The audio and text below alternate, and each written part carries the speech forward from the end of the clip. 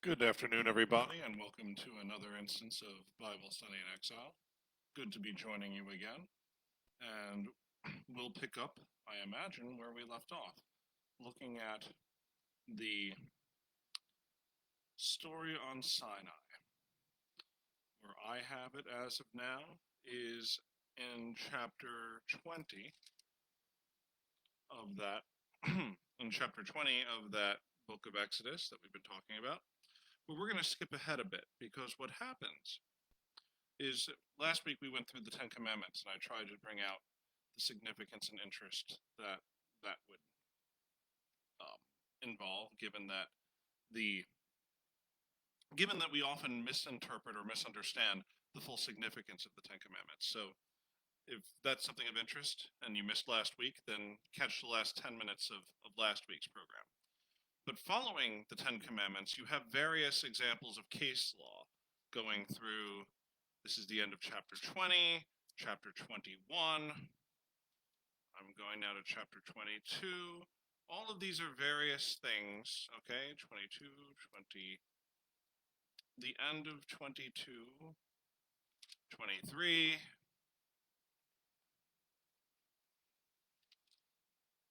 Yeah, you can tell I didn't look fully ahead of time.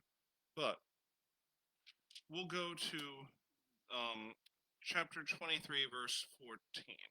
We'll start there. But just to summarize this case law. So, when we talk about the Ten Commandments, the Christian tradition is to emphasize them, that these were 10 proper commandments that were given, and that they have a normative value beyond simply the context of Moses receiving them on the mountain.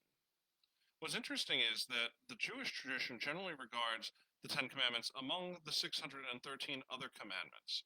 So there's two ways to sort of look at the Ten Commandments. One is to see them as unique and particularly of interest. The other is to emphasize them as among the various things that God handed on the mountain. Again, God revealed the whole Torah. So why do these 10 stand out? On the other hand, as the text itself attests, the Ten Commandments were inscribed on rock by the finger of God. It doesn't say that of the others. So the Christian tradition saying that these are particular and unique has merit. The Jewish tradition of saying that they're 10 among 613 has some merit too. But obviously, you know which one I would back. Well, obviously. Um, and what it means also, though, is that when we say, for example, that the Ten Commandments bind for all times and places on some level, that's something that has been accepted by the Christian tradition quite regularly, and you see it in the efforts, say, to put Ten Commandments statues or sculptures in front of courthouses or among them. Even the Supreme Court itself has depictions of Moses as a lawgiver. So there is this understanding of the Ten Commandments forming some normative value for the natural law. So, for example, and this is where it can get controversial in our country, right? Because we're increasingly seen by the secular members of our society as a pluralistic one, and the Ten Commandments are seen as a Christian enunciation that is inherently limiting. And so, how do you balance these two things? To even say that there's a Lord who deserves worship, is that a particular religious claim, or is it a universal claim that would be more, say, inclusive? The interesting thing is to try to thread this needle. One is, of course, to establish that the Ten Commandments are revealed by God for the governing of the people. However, like the Christian tradition says, they reflect the natural law. You don't need the Ten Commandments to know that it's wrong to kill. You don't need the Ten Commandments to know it's wrong to steal. You don't need the Ten Commandments to know that your parents deserve reverence and upkeep, especially at the end of life. You don't need the Ten Commandments to know that you shouldn't covet your neighbor's wife, that that's not likely to end well. A lot of these things are things that are accessible to human reason. So then why do we need them? Why do we need them? Well, St. Thomas has a few things I think that we could say about this. One is that God reveals things that we could know by reason for a few reasons. One is so that we can be utterly confident that they're true. Okay. Secondly, is to make sure that they're more widely accessible than they otherwise would have been. We live in a society right now where it's debated whether abortion is the intentional killing of an innocent human life. And we've had this argument now for 60 years, maybe longer, and it doesn't look like it's going away anytime soon. May it please God to convert minds and hearts and restore the full human rights of everyone, including those who can't vote or even breathe. But practically speaking, short term, barring massive conversion, this is going to be an argument that seems intractable, that seems unable to break one way or the other, at least until you get whatever number of Supreme Court justices to do whatever you want. But even then, we're still going to need to be winning over minds and hearts, and that this is a far longer battle than a simple electoral coalition for one election, though each election matters quite a bit. So, what am I saying by this? Again, one, the Ten Commandments are there that we may know clearly that these principles are to be followed. Two, that everyone might know them. Because again, going through the argument, say, of abortion, not everyone's going to have the time and interest to go through the whole philosophical argument of what abortion entails and what it is. In fact, that's one of the most frustrating things of our popular discourse. One side says human rights, reproductive rights, uses these cipher words, and the other side talks about the right to life. And I mean, if I had to be fair, and I'm pro-life, of course, I'd be a walking contradiction to not be. God came as an infant among us, and an unborn child among us. But the pro-life side often falls on its own jargon too. Look at a typical pro-life site and think, if someone from Planned Parenthood came here, how much of this argument would he regard as something convincing? That doesn't mean the argument's wrong, but it means that we can often be kind of bad at expressing our arguments, as our whole culture right now can show you if you've lived under a rock for the past 30 years. So when we have then this idea of God speaking and enabling us to sort of cut through the argument through his authority, that's not there to dispel our thought, but it's there that we might have confidence in a principle here that can come through thought as a conclusion. And lastly, to guarantee that the more simple get it. Because remember, there are some who have it less accessible than others. Okay. Now, what about something like the first commandment, where it can get controversial, right?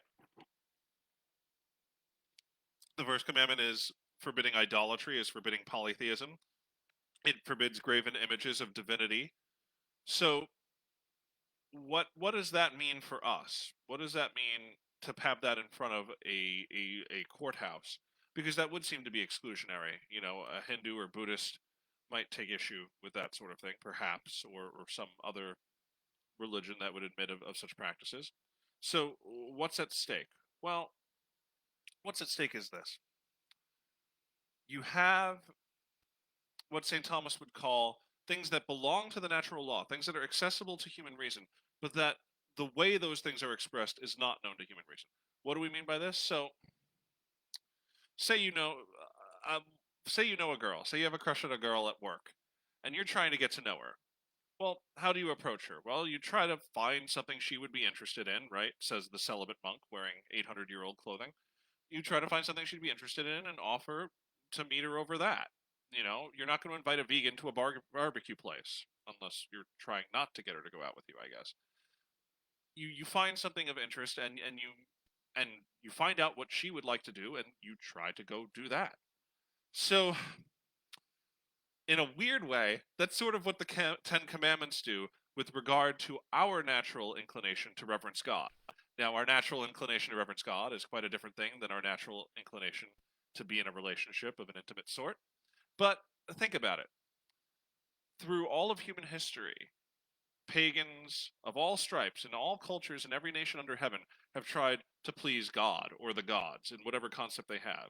Aztecs with human sacrifice, Romans with superstitious offerings and auguries and divinations, Babylonians through astrology. All of these various ways that people in various folk religions in every nation under heaven have tried to understand the divine.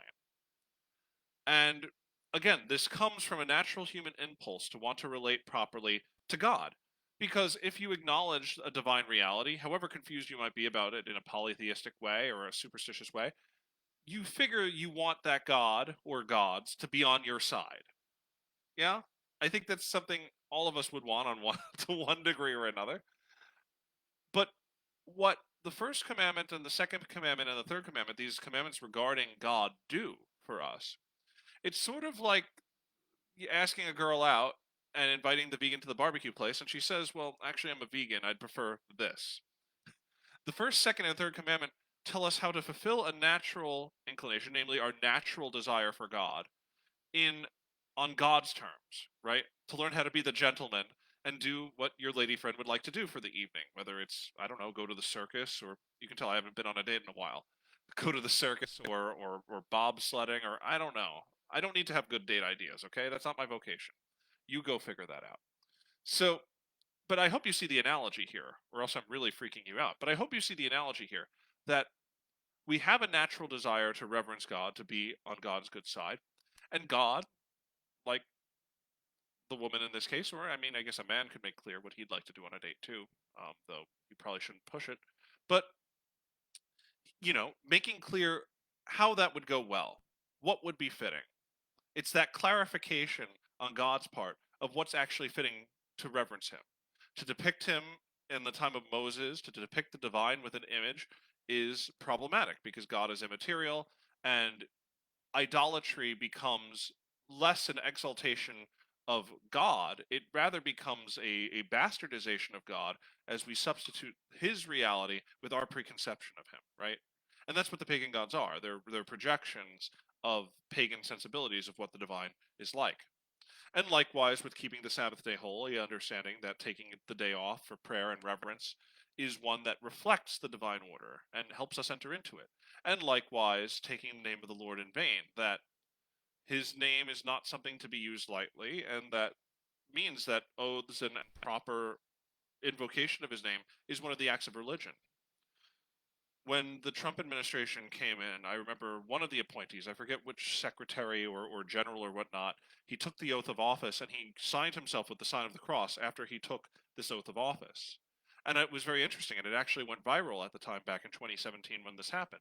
And it reminded me something that I'd taken for granted, which is that an oath, you go to court and you swear to God on the Bible that something is true.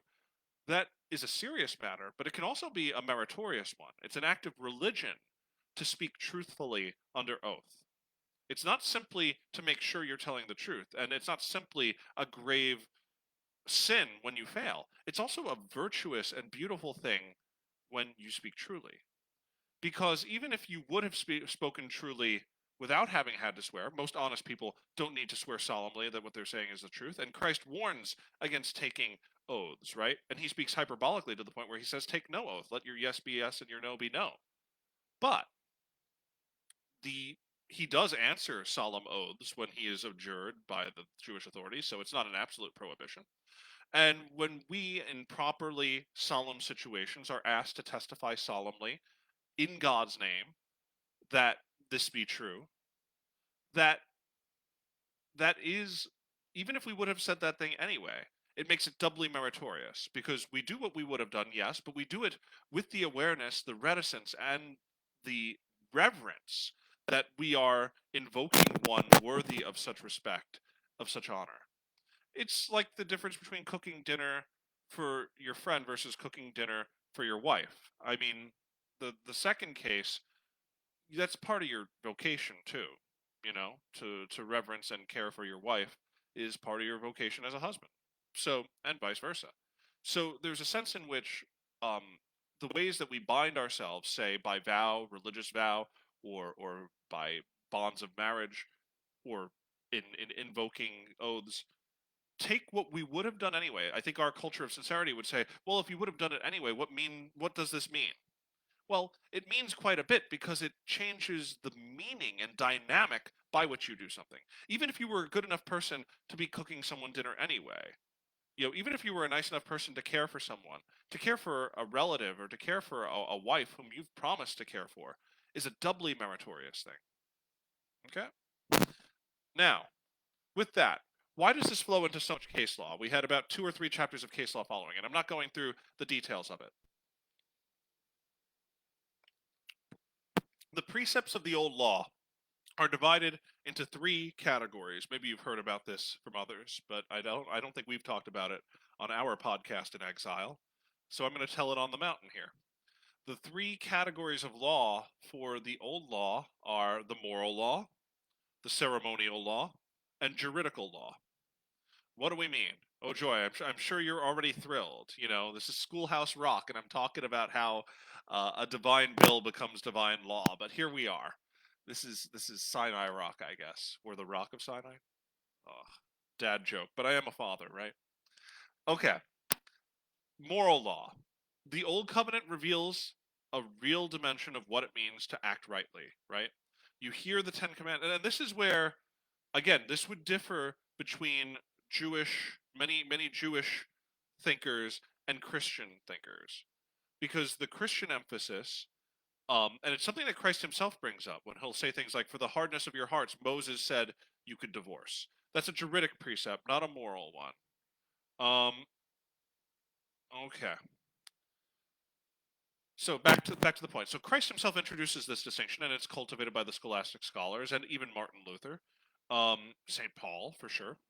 Okay, so moral law are those things contained in the old law that reflect moral values that cannot change. So, I am the Lord your God, you shall have no other gods before me. Being freed from the yoke of the law, as you might hear from the apostles or in the New Testament, doesn't mean that you suddenly can be a polytheist, right? There are some things that are so grounded in who we are and what we are that they don't change. And just because they're in the Old Testament, which has been fulfilled, means that they cannot pass away. Thou shalt not commit adultery. Maybe you've heard of the Naughty Bible. Maybe not. There was an edition of the King James Bible with the typo on the sixth commandment, "Thou shalt commit adultery," and I think only 6 or 7 of them survived. The rest were destroyed, understandably, and it makes the valuable ones all the more valuable. But to the point, there are some commandments that, typo or not, you can't exactly erase out of the Bible. There's something so fundamental to who we are and are revealed to us, yes, but they reveal to us how we are to act, that they cannot be changed. That's the moral law. There are some precepts that are ceremonial law. So there's no morally problematic reason why one shouldn't eat shellfish, right? the Noah was free to eat shellfish. It's only the Jews bound by the covenant at Sinai who are not able to eat shellfish on account of the dietary laws. Now, those dietary laws do not imply that shellfish are evil. If we lived in a Jewish majority state, I would expect that they would not ban shellfish for those who are not bound by the Torah. But it means that Jews are not to eat unclean food or are not to live in ways that distract them. Sometimes people wonder about some of these laws, and they'll say lazy things like, and again, this is common in the 19th century, like you come up with a utilitarian reason for something that sort of explains it, but when you think about it, it really doesn't. So maybe you've heard this before. Oh, the Old Testament forbids eating pork because, pork would give you trichinosis, and, it was bad for you. Well, the fact is that chickens are dirtier animals than pigs. So uncleanness here doesn't always mean simple what's clean, what's not. Often, I think the ceremonial law, including things like not wearing clothes made of two different fabrics or two different colors, or yoking an ox to an ass, all these odd things that seem to just be kind of annoying in the sight of it. Some people wonder, well, what's the purpose of this? Well, why is this old law still on the books, and why do people who are around today still have to follow it? But think about that for a second. All of these dietary rules, all of these marriage rules, all of these purity rules, they kept the Israelite people distinct and separate and reminded them of who they are. And there were all sorts of people back then who had all sorts of rules, most of whom were not nearly as strict. And no one asks why the Hittites aren't around anymore, or why the Jebusites, or the Babylonians, or the Persians. Well, I guess there are Persians. I mean, Iran is technically Persia, and they cultivate a Persian identity, but they're not 5th century, generally Zoroastrians, the way they were 3,000 years ago, or 2,500 years ago. So all I'm saying by this is sometimes people wonder, well, why do the Jews follow all of these weird rules that don't seem to help them fit in? Well, maybe they're still around because they haven't fit in. That's the part that people often take for granted. Maybe they're around still because they weren't able to sit down for dinner with their pagan neighbors and, you know, eat pork and it happened to be sacrificed to a deity, and there you are. So there are these ceremonial precepts that preserved and marked out the Jewish people as distinctive. Lastly, you have the juridical precepts, which are often applications of the ceremonial precepts, but they're ways of determining things in a court of law. And again, they're 3,000 years old. We're not going to back all of them and say that they are to be brought here today. But in giving these three distinctions, often sometimes people will try to mock the Bible, or especially the Old Testament, and say, we must be fools for thinking this is the best way of doing things. And when we look at the various things in the Old Testament, we have to be careful to distinguish things that are moral precepts from things that are ceremonial precepts, from things that are juridical precepts.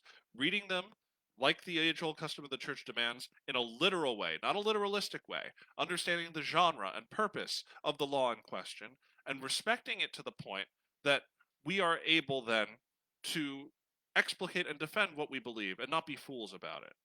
So when the Old Testament talks about slavery, and again, it was a far mild form, it was a much more mild form of slavery compared to what we have, and in some ways compares more to how people would work in Disneyland for years on end, like you sign up for a contract and live on Disneyland's premises. A lot of it would look a lot like that compared to what we call chattel slavery in our country. Again, there are things to criticize about it, but when people had the choice between binding themselves to a household for 7 years or starving, that's the time we're thinking about in the Old Testament. And because we distinguish moral, juridical, and ceremonial precepts, we're able to say this was something that worked for the time to keep people from starving and to organize themselves in the case of a daunting way of life. Right? We can do things like that. Or when Moses introduces divorce or permits divorce on account of the hardness of their hearts, understanding that there were various reasons why the full measure of the teaching of marriage from Genesis in the beginning, that the two become one flesh, couldn't always be lived out consistently. And yet now, with the fullness of the gospel, we bind those who know that fullness to that consistency. And we respect the marriages others contract to a similar degree, but have various ways to understand it in context. I'm going on about this a lot, and we could go through some of them in particular, but I don't really think you want to hear about juridical precepts. But why don't we just bring up one, and then you can kind of see what I'm saying. Okay?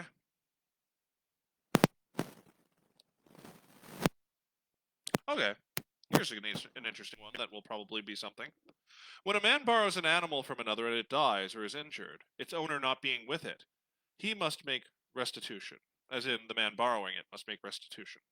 If its owner was with it, no restitution need be made, but if it was hired, he is entitled to the hire. So this is bringing up who owes what. It's sort of like tort court, right? Or whatever you call that, small claims court. It's trying to lay out how one pays penalties. And we're not necessarily bound to that now. Maybe you've heard it said, for example, one common ceremonial precept that's often talked about is how in the Old Testament, if you were to steal, you were bound to make fourfold restitution, according to some statutes. If you stole livestock, for example, and you declared it or it were made known, you would have to pay back 4 times the amount. Now, to understand, we're not bound by that now. Sometimes people can come to you in confession and say, well, what do I owe? Strictly speaking, you have to return to someone you've stolen from the full value of what you stole, if you're able to. And if you're not able to, you have to work towards the point where you could. And of course, you're never bound to reveal that you've stolen something to someone, but you would have to donate the equivalent to charity, or something, or try to find a way to adjust that balance. But that fourfold restitution is there. Why? Well, because it was exceedingly easy to steal livestock. We don't live in that time.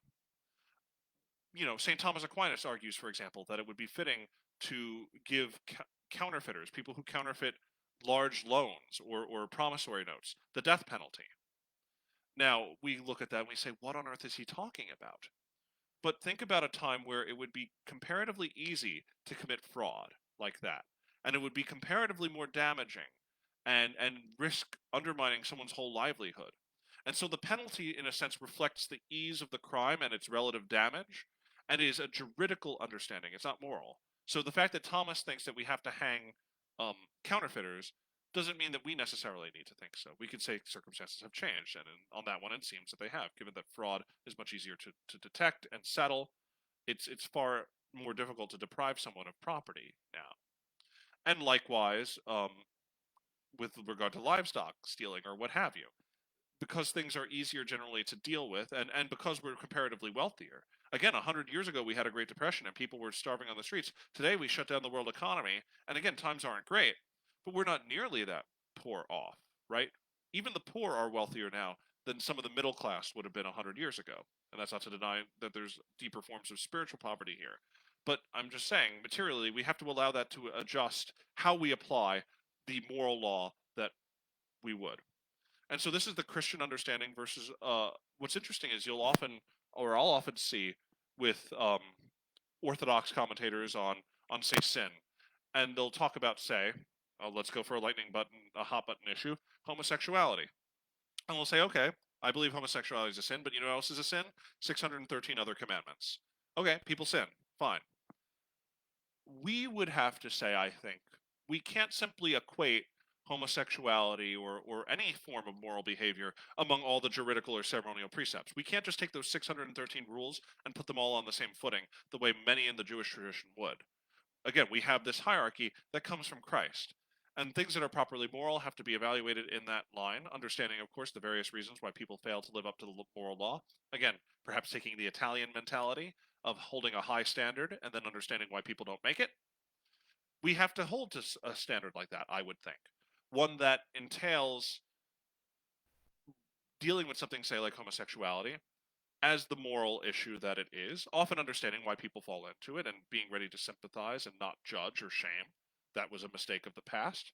But we have the equally and arguably more dangerous mistake now of just saying, well, it's a bunch of it's set a bunch among a bunch of juridical laws that no longer apply and ceremonial laws that seem weird to us. So what does that say about the moral law here?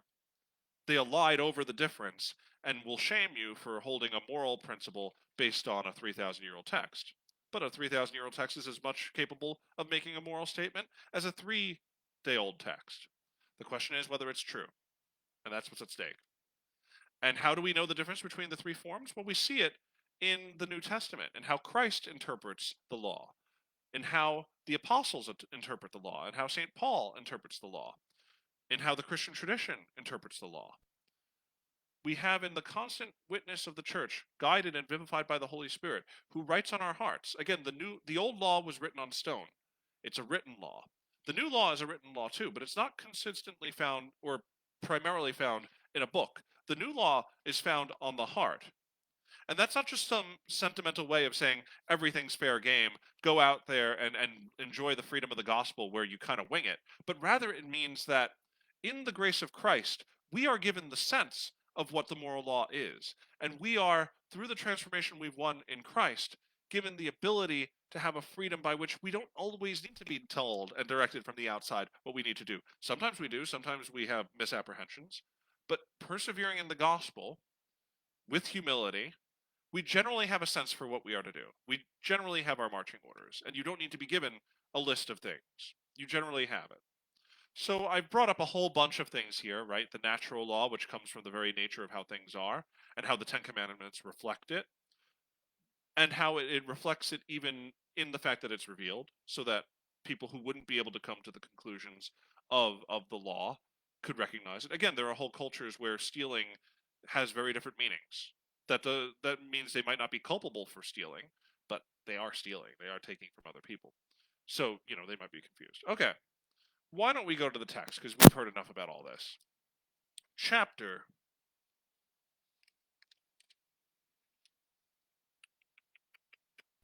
Chapter 24, we're going to go ahead. Chapter 23 talks about the observance of the feasts, of the three major feasts of the year, mainly the Feast of the Unleavened Bread, Passover, the Feast of Abib, or no, so that is the Feast of Passover, the Feast of the Harvest, that's Shavuot, or Pentecost, the 50th day after Passover, which we still celebrate, right, in the Christian church. And then the Feast of Ingathering, that's the harvest feast at the end of the year, which they tend to call Sukkot, right, at the end of the year. Those are the three big feasts of the Hebrew calendar, and several others have cropped up. Yom Kippur is now particularly important, but it wasn't at the beginning. Okay, chapter 24. Why don't we go here? This is going to be kind of cool. We're going to be getting to how to make the ark. How would you make an Ark of the Covenant? And you don't need Indiana Jones. You got me. Maybe you'd prefer Indy, but sorry, he's not available. Chapter 24, verse 1. Then he said to Moses, so again, basically what happened is God gives the Ten Commandments, right? The people had said at the end of last class, you go up and speak to him. We don't want to. We might die. You go. Okay? So, okay, and then he gave Moses all this law, principally the Ten Commandments, and then all this case law that follows. You might remember this sort of editing when we talked about the Passover and how God commands Moses and Aaron about the Passover, and then appended to that are all the laws regarding how the Passover is to be set. It doesn't necessarily mean that God just kept going on and on about how the Passover was to be done right then and there. Often the rules that came to be adopted were appended in the proper place. Kind of like how, you would put things of particular relevance right next to the passages that would relate to them, right? It kind of breaks the narrative there, and these laws that we just heard broke the narrative in the book of Exodus, which is why I'm jumping through them. Unless you want to hear about what to do when an ox gores um, your ox. We can, if any of you have a question like that, I can take it. And someone was kind enough to ask me a few questions this for this class, and I hope to answer her by the end of our time. Actually, I was hoping to answer in the beginning, but then I just leapt right into it. Okay, chapter 24, verse 1. We're half an hour in, and I'm finally getting to what we promised. Then God said to Moses, come up to the Lord with Aaron, Nadab, and Abihu. Nadab and Abihu are the sons of Aaron, and 70 elders of Israel. Ox rules. Okay. Well, I'll comment on that later. 70 elders of Israel, and bow low from afar. Moses alone shall come near the Lord, but the others shall not come near, nor shall the people come up with him. Moses went and repeated to the people all the commands of the Lord and all the rules, and all the people answered with one voice, saying, all the things that the Lord has commanded we will do. Moses then wrote down all the commands of the Lord. This brings up, by the way, how there's a distinction between making law and promulgating law, right? Congress will pass a law, but then they have to print it and distribute it. The Pope can come to a decision, but then he has to confirm and promulgate that decision. Laws are ordinances of reason, not of will. And so, they can't, in a sense, change the law without you knowing it, without letting you know it, right? There's that sense of that you being an intelligent creature who has to engage and follow the law needs to be informed of it in order for it to really bind you. And so here, Moses proclaims it to the people and they accept it. Not because they tell God what to do, but because they take it upon themselves in such a way. And this is the ratification of the law that we're about to hear. Early in the morning, he set up an altar at the foot of the mountain with 12 pillars for the 12 tribes. Makes sense? He designated some young men among the Israelites, and they offered burnt offerings and sacrificed bulls as offerings of well-being to the Lord. Notice that it's not just Levites, it's men from all the 12 tribes. Moses took one part of the blood and put it in basins, and the other part of the blood he dashed against the altar. So the blood is meant to mingle with the sacrifice, right? It is a sacrifice, but it's also meant to touch the people. Okay? Think of the reality of the sacrifice of the cross and what it means then for us, that it both covers us, but it covers the altar of sacrifice and reconciles us with God. Then he took the record of the covenant and read it aloud to the people, and they said, all that the Lord has spoken we will faithfully do. We've heard that before. Moses took the blood and dashed it on the people, saying, this is the blood of the covenant that the Lord makes with you concerning all these commands. So that's interesting. Blood, right? This blood joins God and Israel in the covenant. Establishing a covenant by the parties sharing blood, each other's or that of an animal, is attested to in many places, says my commentary from the Jewish Study Bible.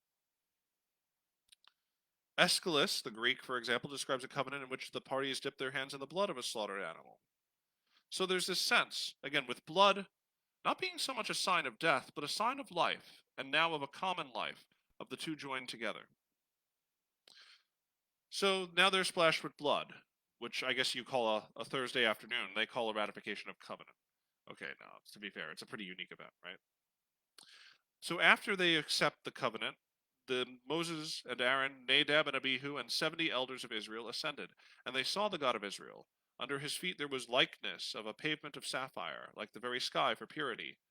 Yet he did not raise his hand against the leaders of the Israelites. They beheld God, and they ate and drank. So there's this appearance of God's presence. The commentary says, For this unique occasion, the people's leaders and representatives are granted a visual experience of God. Later Jewish writers, who believed that God is not visible, held that the experience was not literally visual, but was either an intellectual perception or a prophetic vision. The Bible does not deny that God is visible, though the New Testament does. Again, this is an Old Testament commentary. In the Gospel of John, it will say, "No one has ever seen God." But the text is reticent about describing him. By focusing on what is under his feet, it seems to suggest that the leaders did not see God directly, but from below, through a transparent sapphire, or rather, lapis lazuli covered pavement.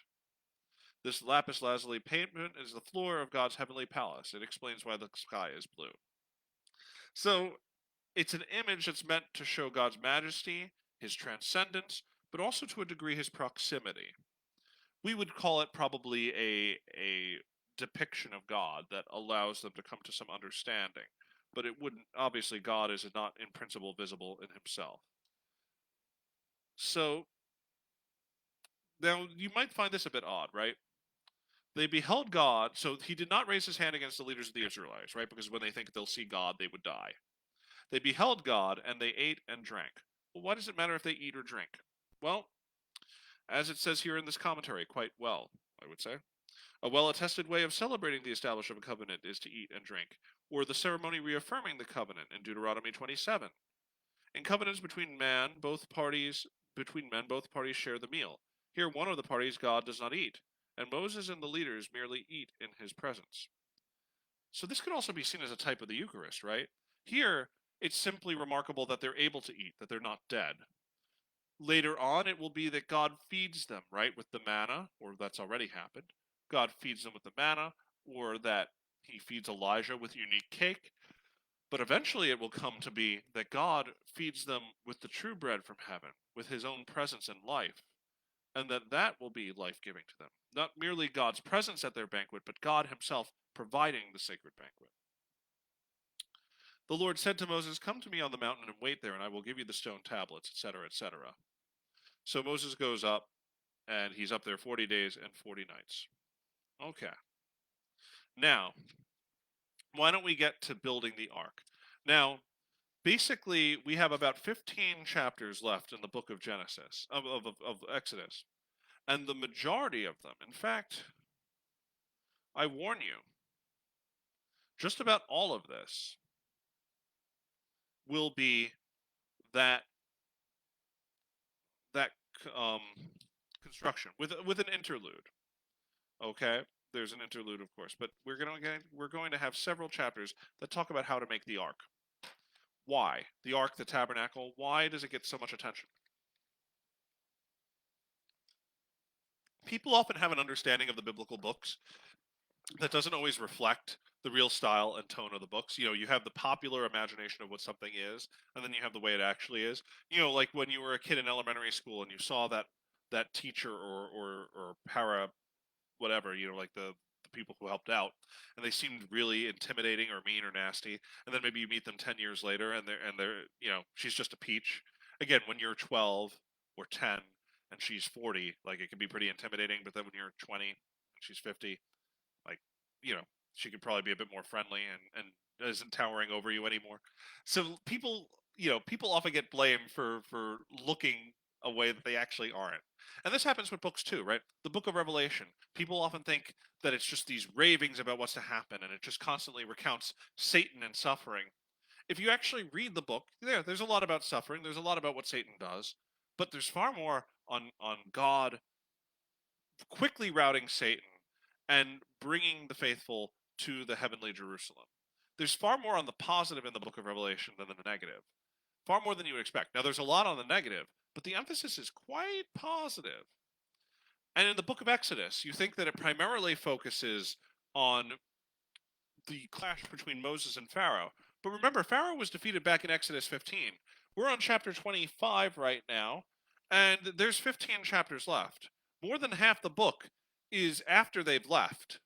Okay, a lot of this is in the desert. And again, it reflects what I talked about on our car ride 2 weeks ago about whether the true exodus and liberation would be simply absence or freedom from a master, or the true freedom for which Christ set us free, namely that we are free in our own hearts to live the fullness of life that God has in mind for us. That's the real drama, right? Not that we're free of an earthly master, though that is quite a liberation to begin with, but rather we being free of such dominance and oppression are not going to oppress ourselves with our own delusions. That's the real drama, no? Look, I'm thirsty, okay? So maybe I'm oppressed by thirst. Okay, so we're getting to the making of the ark here at the tabernacle, and it's quite extensive. I'm going to try to abridge it, but it's pretty important because it is the way by which God will dwell in a true way among the people. Okay? The Lord spoke to Moses, saying, "Tell the Israelite people to bring me gifts. You shall accept gifts for me from every person whose heart so moves him. And these are the gifts that you shall accept from them: gold and silver and copper, blue, purple, and crimson yarns, fine linen, goat's hair, tanned ram skins, dolphin skins, um, which can also mean like a badger skin. It's a bit uncertain if it's actually a dolphin, and acacia wood, oil for lighting, spices for the anointing oil and for the aromatic incense, lapis lazuli, a very rare stone back then, could only be found in Afghanistan, and other stones for setting, for the ephod and for the breastpiece that the high priest would wear. And let them make me a sanctuary that I may dwell among them, exactly as I show you, the pattern of the tabernacle and the pattern of all its furnishings, so shall you make it. They shall make an ark of acacia wood, 2.5 cubits long, 1.5 cubits wide, and 1.5 cubits high. Overlay it with pure gold, overlay it inside and out, and make upon it a gold molding round about. Cast 4 gold rings for it, to be attached to its 4 feet, 2 rings on one of its side walls and 2 on the other. Make poles of acacia wood and overlay them with gold. So basically put rings on it so that we can carry the ark without touching it. So then insert the poles into the rings on the side walls of the ark for carrying the ark. The poles shall remain in the rings of the ark, they shall not be removed, and deposit in the ark the tablets of the pact that I will give you. Okay, then it depicts making the cherubim up top. God talking to Moses demands that the table of the altar be made of acacia wood, 2 cubits long, 1 cubit wide. A cubit is about 1.5 feet, by the way, and 1.5 cubits high. Overlay it with pure gold and make a gold molding around it. Remember all that gold they got from the Egyptians? Well, here's where a lot of it's going. Okay, so then making bowls, jars, jugs by which to offer libations that the law calls for. And on the table of offering, you shall set the bread of display to be before me always. You shall make a lampstand of pure gold. The lampstand shall be made of hammered work. Its base and its shaft, its cups, calyxes, and petals shall be of one piece. You see continually here how it's to be made in accord with the pattern that God sets. And on the lampstand itself there shall be 4 cups shaped like almond blossoms, each with calyx and petals. Okay, let's jump down. That's the 7 lamps. As for the tabernacle itself, the tent itself, make it of 10 strips of cloth. Make these of fine twisted linen of blue, purple, and crimson yards, with the design of cherubim worked into them. Remember the cherubs on top of the ark that I haven't talked about yet, but you probably can imagine that part of the ark. But remember now that the cloth itself depicts the cherubim. The length of each cloth shall be 28 cubits, and the width of each cloth shall be 4 cubits. All the cloths shall have the same measurements, etc., etc. Loop them this way: 50 loops on the one cloth and 50 loops on the edge of the end cloth. Okay? Then you shall make cloths of goat's hair for a tent over the tabernacle. The length of each cloth shall be 30 cubits. Okay, I'm already jumping. That's halfway through chapter 26. Okay, make 50 copper clasps and fit the clasps into the loops and couple the tent together so that it becomes whole, etc. You shall make the planks of the tabernacle of acacia wood upright, and the length of each plank shall be 10 cubits, and the width of each plank 1.5 cubits. Why am I going on with this? Let's just keep going. Verse 26, you shall make bars of acacia wood, 5 for the planks of the one side wall, 5 for the planks of the other side wall, etc., etc. Overlay the planks with gold, and make their rings of gold as holders for the bars, and overlay the bars with gold. Verse 31, chapter 26, you shall make a curtain of blue, purple, and crimson linens, and fine twisted linen. It shall have the design of cherubim worked into it. Hang the curtain under the clasps, and carry the ark of the pact there, behind the curtain, so that the curtain may serve as a partition between the holy and the holy of holies. So this is maybe you've heard the term holy of holies. I imagine you have. It means the holiest of places. So When you have holy, that means holy. When you say holy, holy, that means very holy. When you say holy, holy, holy, that means most holy. When you say holy of holies, you mean the holiest thing among all things that are holy. So the book, the Song of Songs, means this is the songiest song out there. This is the best song out there. Blessed are you among women. What does that imply? And it's not just a cheap pickup line when you use it to Our Lady. It means that she is most blessed among women. She is truly the greatest honor of our race. Place the cover upon the Ark of the Pact in the Holy of Holies. Place the temple outside the curtain, the temple of the table of offering, and the lampstand by the south wall of the tabernacle, opposite the table, which is to be placed by the north wall, etc., etc., etc. 26, 27 talks about the different pails for removing the ashes from the altar that's to burn. Okay, different sorts of hangings, enclosures, sockets, silver. Okay. Chapter 28, you shall bring your brother Aaron with his sons from among the Israelites to serve me as priests. Aaron, Nadab, and Abihu, you remember them from earlier. Eleazar and Ithamar, the sons of Aaron. And you're to make them sacral vestments, such as ephod, robe, fringed tunic, headdress, and sash, etc., etc. Okay, making the breastplate of decision, the Urim and the Thummim, etc. I'm jumping through chapter 28 here.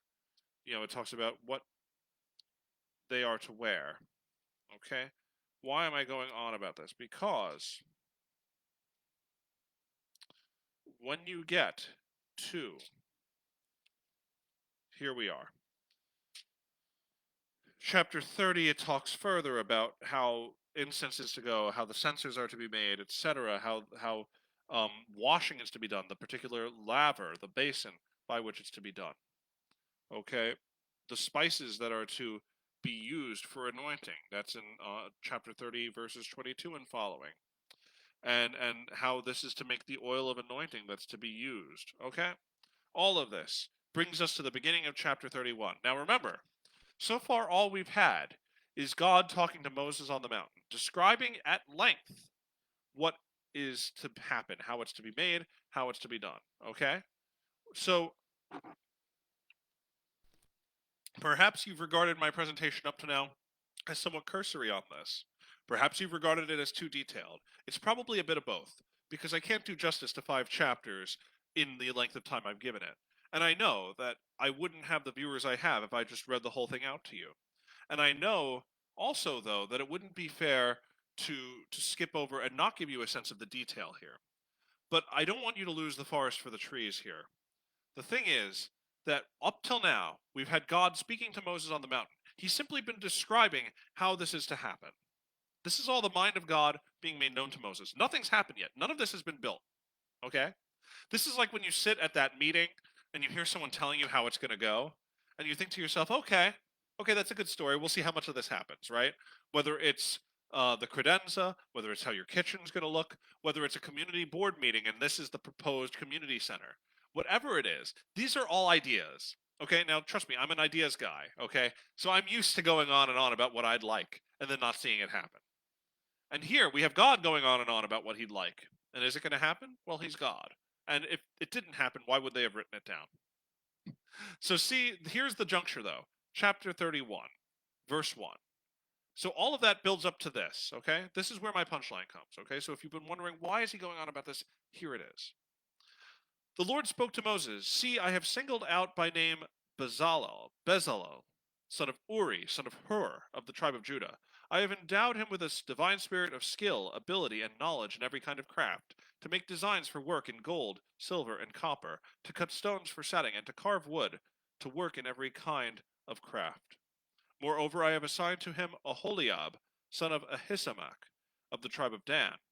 And I have also granted skill to all who are skillful, that they may make everything that I have commanded you: the tent of meeting, the ark for the pact, and the cover upon it, and all the furnishings of the tent, the table and its utensils, the pure lampstand and all its fittings, and the altar of incense, the altar of burnt offering and its utensils, and the laver and its stand, the service vestments, the sacral vestments of Aaron the priest, and the vestments of his sons for their service as priests, as well as the anointing oil and the aromatic incense for the sanctuary, just as I have commanded you. they shall do. So, remember back in Genesis, right? When God said, "Let there be," and so it was. God's word was enough to bring about what he said. And then he puts Adam in the garden and gives him orders, and Adam tends the earth. But because of his rebellion, he loses sense of it. Well, here we have God speaking to Moses, and Moses speaking on behalf of God, and he lays out from heaven his plan for what this is to be. And then he designates by name the artisans who are to do it. Now, you may remember what's so significant about their names: Bezalel and Aholiab. Why? Why is it a big deal? Well, think back. Who's been named in the book of Exodus? Pharaoh hasn't been named. The slave drivers haven't been named. Moses' mother, I don't think, has been named. Well, she might have been named at the very beginning. Okay, so take that back. But Moses has been named. Aaron has been named. Um, his sister Miriam, so influential, singing by the shore of the sea, and arguably being the one who set him up and brought him to the house of Pharaoh when he was in that wicker basket. So a number of people are named. But remember who else was named at the very beginning, right? Almost side characters, right? Shifra and Puah, the Hebrew midwives, right? They who refused to dispatch or kill off the Hebrew children by the Pharaoh's genocidal order, the Pharaoh who goes unnamed. But they do. And the Lord remembers them and builds houses for them. We're not talking about buildings. We're talking about posterity, history, a story. Their names are remembered, and they're remembered in reverence for how they protected the lives of the innocent in the face of such danger. But here also, people who don't always get as much credit, and again, arguably aren't as heroic, but the craftsmen who make it happen, the mind of God, the builders, who are given divine spirit of skill, ability, and knowledge. And maybe you know, maybe you don't, but the term for wisdom, chokmah in Hebrew, comes from handiness. It comes from being savvy. It comes from being able to work in stone or whatever craft. That doesn't mean that every wise man and sage is an artisan, but it means that the same ability to execute what one has in mind in speech, in understanding, reflects the same sort of dexterity and ability that comes from an artisanship. Okay? Often we take wisdom to mean this vague and gassy and remote thing. But wisdom's actually quite practical and right in front of you. It means being able to live with people. It means being able to navigate the difficulties of life. It means being able to keep focus and execute and carry out based on what is essential. Wisdom. So, there you go. We have here then these two who are named, Bezalel and Aholiab. Names that roll right off the tongue. Maybe one of you can name your son Aholiab and give me credit. Though that's probably not a good idea. Um, they're giving me credit. Aholiab would be a great name, I bet. But with this, what comes to pass then? Well, there's going to be a bit of a detour here. Maybe you know about this story. They're going to make something else that God doesn't call for. Remember, God's speaking to Moses up on the mountain, and now he designates these names. Now, these guys have been designated. They haven't done anything yet. But the Israelites themselves are going to undertake a construction project of their own that was not planned for. And then, after that little thing is all said and done, you may know what that is, but we'll talk about it next week. The execution that takes place by Bezalel and Aholiab takes place. And that is the high point of the Pentateuch, because it brings creation to its fullness, to the point where God dwells in the midst of his people whom he has called. And these artisans are named because they help make this possible. They help make this possible. Every trade, every valuable pursuit is something that furthers the divine plan. And these artisans who are not the heroes in many a story. You look at something like the Iliad or the Odyssey, and it focuses solely on the heroes who slaughter their enemies and achieve great renown. The hero here is Joe Sixpack. The hero here that's being pointed out are Shifra and Pua. You got the construction worker and the nurse. Okay, let's put it frankly, and not and particularly you have the architect and the designer and the nurse. These are the people who are named, apart from the prophet, apart from the priest. These are the people who are named as forming the hinge of what matters here. Pharaoh is not named. The taskmasters, the slave drivers, are not named. Their names are not remembered. These people are named because they have a legacy. These people are named because they have a legacy that we to this day hold in reverence. They have a name, and they are named because they are rightly remembered this way. And even though we might not be famous or particularly well known or seen as appreciated by the masses with fame and notoriety. Well, I love Chesterton's line about this, that the newspaper is the only place where you'll find out that a man lived when he died. You know, newspapers tend to announce the bad news, the obituaries. They don't really announce the good news as it's in development because that's often difficult to pinpoint, to spot, to speak with certainty. They can generally do the postmortem, not the prophecy in the newspaper. And that's not knocking the newspapers as such, it's just acknowledging their limitations.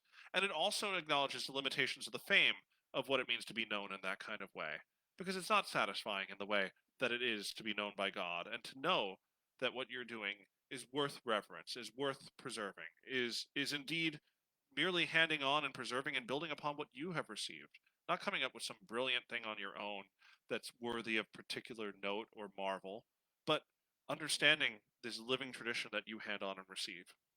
2 points and I'll leave you. But we'll pick up with the text then on chapter 30 at the end of 31. We'll probably do the end of 31 into 32. So, two things to talk about then quickly. Well, one of them actually I'll wait for another time. One I'll wait for another time. One is to answer this email that someone was kind enough to send me with a few questions because she was kind enough to write it, and I'll leave it anonymous out of respect for her. But I think her questions were worth answering, even though they're not directly germane to what we're talking about here. She writes, "This past week I read that Scotland's bishops approved a new ESV Bible to be used in the liturgy. Is that going to happen or already happened here?" Short answer, no. Each individual country picks the books and translations it would like to use.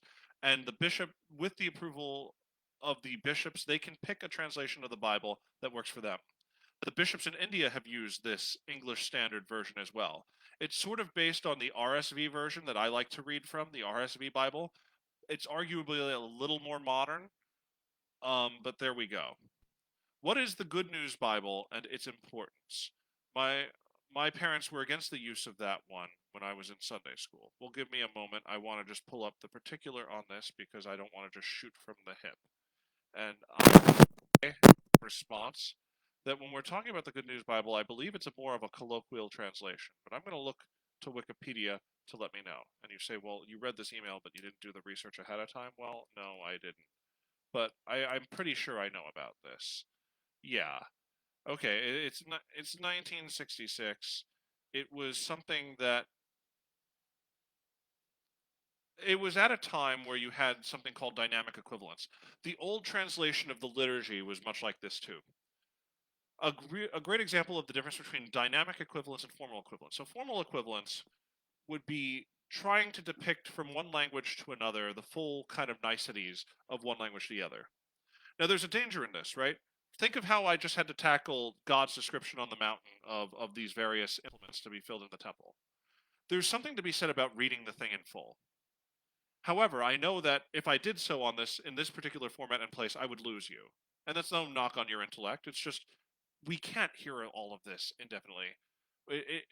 Out of context, it doesn't really help us. And so, formal equivalence is an effort to preserve that in a way that would be comprehensible in another language. Because every language, every translation, as you may know from the old Italian pun, every translation is betrayal. The two verbs are very similar in Italian. So see, even that's lost in translation. That's a betrayal right there. Dynamic equivalence was an effort to just kind of reduce it. So dynamic equivalence in the face of something like this would say, God commanded Moses to and gave him descriptions of every particular part of the ark, and that's all you really need to know right now. Another image of how this would go is say you were visiting your in-laws and you married your spouse is foreign born, is from another country. Their parents don't even speak English, let's just say. So you're going over and you don't speak their language.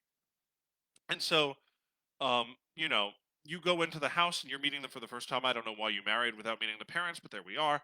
And she's showing you, the mother-in-law, your mother-in-law now is showing you around the house, and she's pointing out various things on the wall, and she's going on in her language because she doesn't know English what it's about. She's showing you some photographs, and she's pointing out this child, and she's pointing out this person in a soccer uniform and this person in a military uniform, and you ask your wife or your husband, depending on who you are, you're asking, well, what is she saying?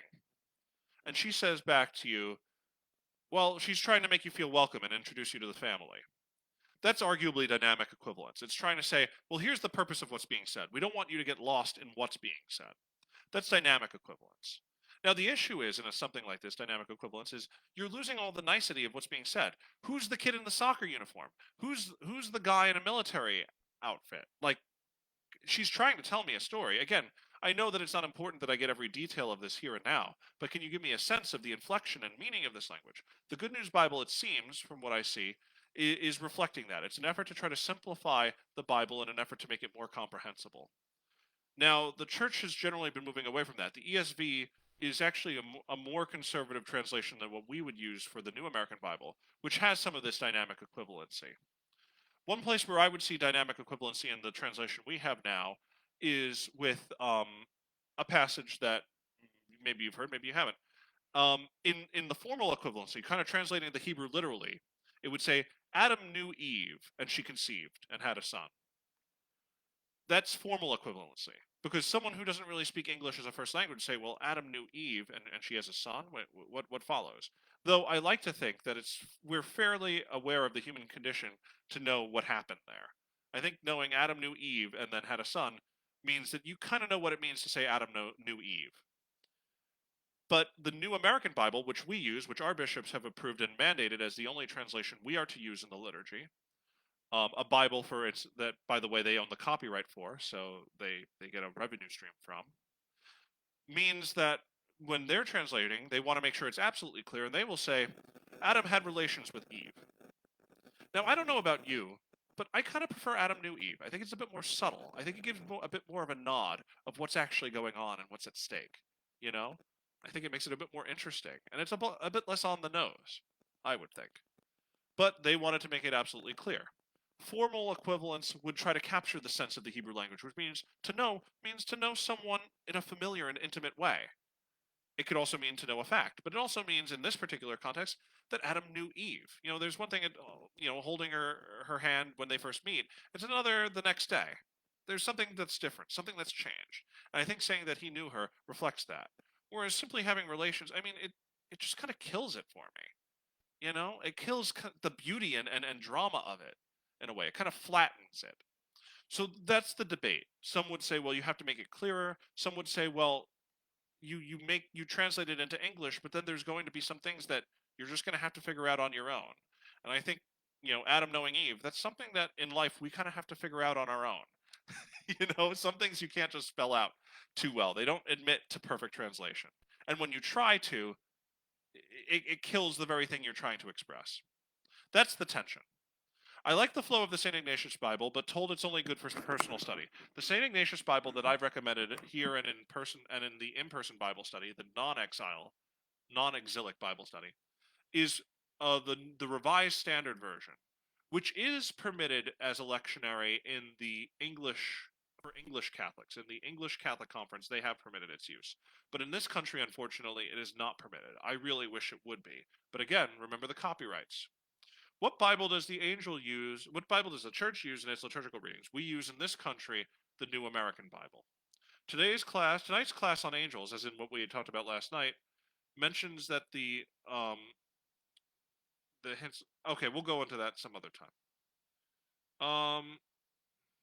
Yeah, some of these are a little more specific. I promise I'll follow up with you on some of these. I'm sorry I didn't get a closer look, but I did do some initial research.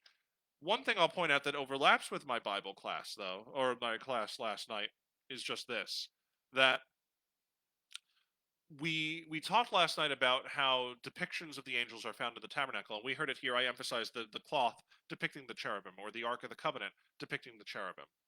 And remember the prohibition on graven images. So what's going on here? Well, God permits images of heavenly beings, but forbids worship or reverence of them for fear of idolatry, of confusion, as it would often happen in polytheistic times. But he permits depiction of heavenly beings insofar as it allows the minds of men. This is St. Thomas explicating what we just heard from the book of Exodus. It permits us in seeing these noble creatures that are beyond us in the order of nature, beyond our experience. It allows us to stretch our minds and experience to something beyond our own immediate capacity. And that's what I think good explanation of the Bible does. I think that's what good liturgy does. I think that's what good art and architecture do. And I think it's what a good liturgical translation is meant to do. It's meant to make the thing comprehensible, but also something that would arrest your attention, right? Like there's a bit more here than simply a something out of a phone book, you know? If you'll forgive the language, and if it's untoward, you can tell me later. But there's a bit of flirtatiousness to a good liturgy, to a good translation of the Bible, in the sense that there's more that's being said than simply what's being said.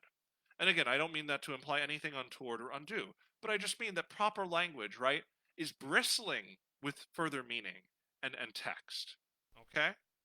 And I think that efforts to make the Bible more comprehensible to the point that kills that sort of dynamic, I think it loses the fuller meaning that is there, because the presumption is that the simple are not able to keep up, and I think that's a very patronizing assumption. I think people who would even be tempted to think of themselves as simple are quite able to get the story.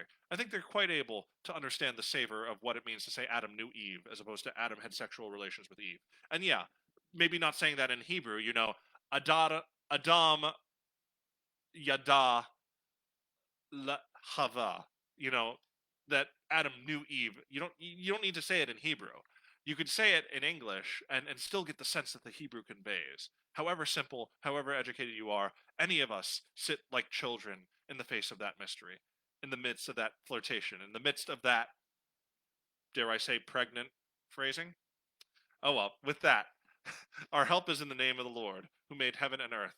And I'm sorry that I didn't get into ox rules, but I promise I'll go into the goring of an ox at the beginning of the next class. God bless you all.